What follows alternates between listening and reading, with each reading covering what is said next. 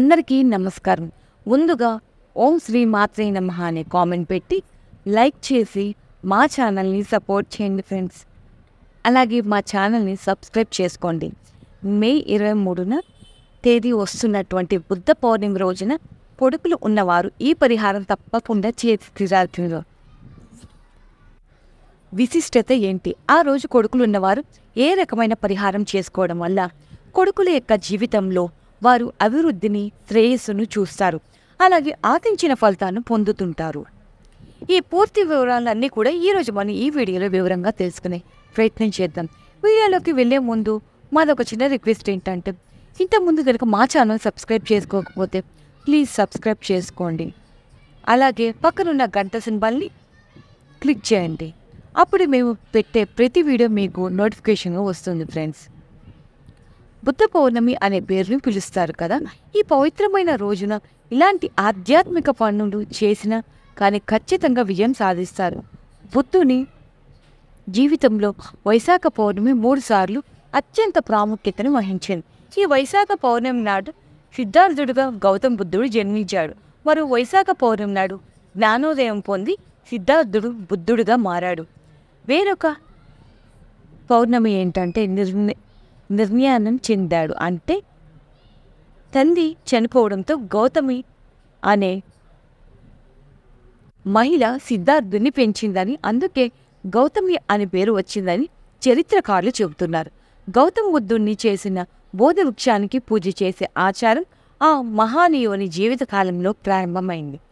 వేదమైన విహారంలో బుద్ధుడు బస చేసి ఉన్న రోజుల్లో ఒకనాడు భక్తులు పూలు తీసుకుని రాగా ఆ సమయంలో గౌతముడు ఎక్కడికో వెళ్ళారు. బుద్ధుని దర్శనం కోసం భక్తులు చాలాసేపు వేచి చూసి ఎప్పటికీ రాకపోవడంతో నిరుత్సాహంతో పుష్పాలను అక్కడే వదిలి వెళ్ళిపోయారు. నేను గమనించిన విహారదాత ఆనంద పిండకుడు పూజకు వినియోగం కాకుండా పుష్పాలు నిరుపయోగం కావడం అతనికి నచ్చలేదు. అనంతరం బుద్ధుడు వచ్చిన వెంటనే ఈ విషయం వివరించాడు. ఆయన లేనప్పుడు కూడా పూజ సాగడానికి అక్కడ ఏదైనా వస్తువును ఉంచి వెళ్ళవలసిందిగా కోరాడు. అవయవాలు పూజలకు అంగీకరించిన బుద్ధుడు బోధి వృక్షాన్ని పూజకు అనుమతించాడు. తన జీవితకాలంలో తదనంతరం ఈ ఒక్క విధమైన పూజ సాగడమే తనకు సమ్మతమైందని చెప్పాడు.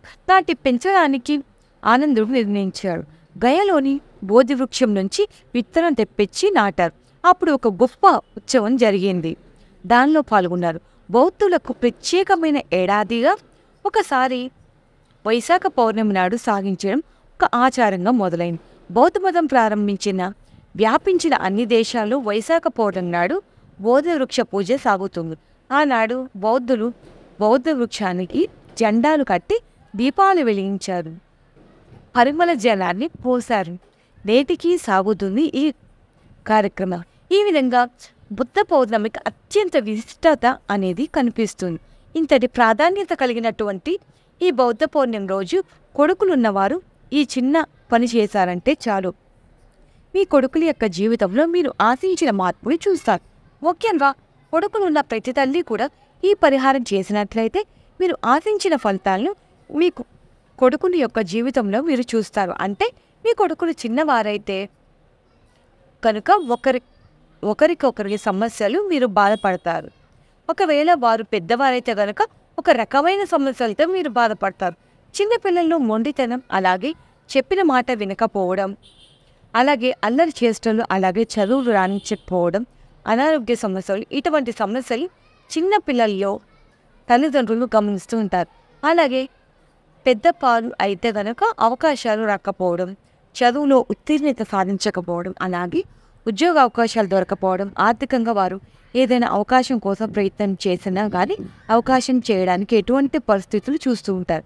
అలాగే వారికి వివాహం కాకపోవడం, సంతానం కలగకపోవడం, కెరియర్ పరంగా ఇబ్బందులు, వ్యాపార జీవితంలో, ఉద్యోగ జీవితాన్ని, ఇటువంటి సమస్యలు పెద్దవారిలో తల్లిదండ్రులు చూస్తూ ఉంటారు. అయితే మీ కొడుకులు ఎంత వయసు వారైనా సరే ఈ చిన్న పరిహారం మీ బుద్ధ పౌర్ణమి రోజు చేశారంటే ఖచ్చితంగా వారి యొక్క ఏ సమస్య అయినా ఈ చిన్న పరిహారంతో బుద్ధ పౌర్ణమి రోజు చేశారంటే ఖచ్చితంగా వారి యొక్క జీవితంలో మార్పులు చూస్తారు.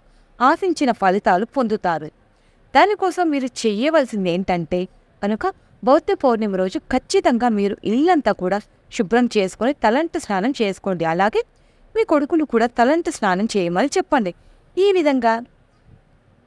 విధంగా చేసిన తర్వాత మీరు మీకు దగ్గరలో ఉన్న బోధి వృక్షం కనుక ఉన్నట్లయితే దానికి దగ్గరగా వెళ్ళి చెట్టు మొదట్లో నీళ్లు పోసి ఒకసారి నమస్కారం చేసుకొని మీ సంకల్పం చెప్పుకోండి.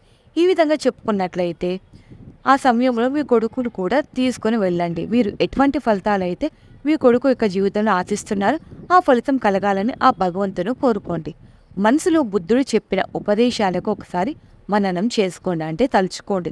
అతను ఎటువంటి నీతి వాక్యాలు మనసులు ఒకసారి వేడుకోండి. ఈ విధంగా చేసిన తర్వాత ఇంటికి వచ్చిన తర్వాత మీరు 11 రావి ఆకులను తీసుకొని ఆ రావి ఆకులను శుభ్రంగా కడిగి వాటికి గంధంతో అలాగే కుంకుమతో బొట్టు పెట్టి మీ ఇంటికి తోరణంలాగా కట్టండి. అలాగే మీ పూజ మందిరానికి కూడా తోరణంలాగా కట్టుకోవచ్చు. ఈ విధంగా మీరు చేసినట్లయితే చేయాల్సింది తర్వాత ఏంటంటే కనుక మీ కొడుకులను దిష్టి తీయాల్సి ఉంటుంది. అంటే మామూలు రోజుల్లో దిష్టి తీయడం కంటే కూడా ఈ విధంగా బౌద్ధ పౌర్ణమి రోజు అంటే వైశాఖ పౌర్ణమి రోజు దిష్టి తీయడం వల్ల అనేక ప్రయోజనాలు మీరు పొందుతుంటారు. దానికోసం మీరు చేయవలసింది ఏంటంటే కనుక ఒక మట్టి పాత్రను తీసుకోండి. ఆ మట్టి పాత్రలో పిడికెడు గల్ల ఉప్పు అంటే కల్లు ఉప్పు ఉంది కదండి, దానిపైన కర్పూరం పొడిగా చేసి వేయండి కల్లుప్పు పైన. ఆ తర్వాత కొంచెం పసుపు కొంచెం కుంకుమ వేసి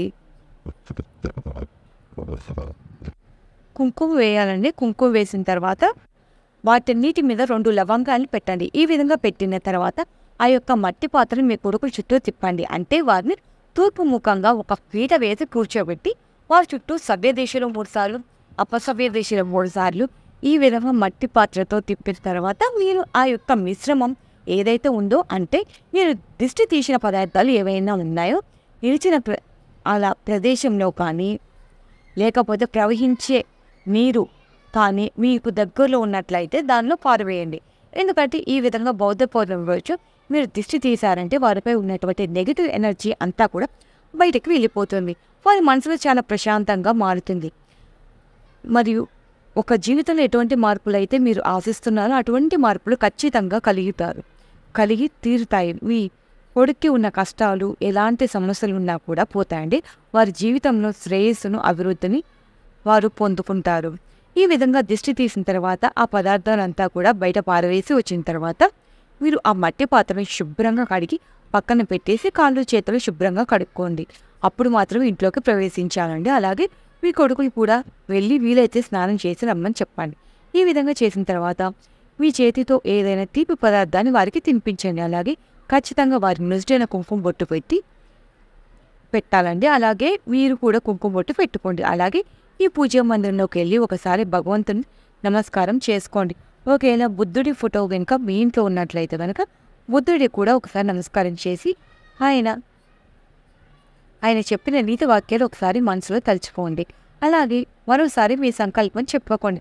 ఈ విధంగా కనుక చిన్న పరిహారం మీరు బుద్ధ పౌర్ణమి అంటే వైశాఖ పౌర్ణమి రోజు చేశారంటే దిష్టి తీయడం అనేది చాలా సందర్భాల్లో చేస్తూ ఉంటారు. కానీ ఈ విధంగా ప్రత్యేకించబడిన రోజుల్లో దిష్టి తీయడం వల్ల ఖచ్చితంగా శుభ ఫలితాలు అనేవి మీరు పొందుతారని మీ కొడుకుల యొక్క జీవితంలో మీరు ఆశించిన మార్పు అనేది ఖచ్చితంగా చూస్తారండి.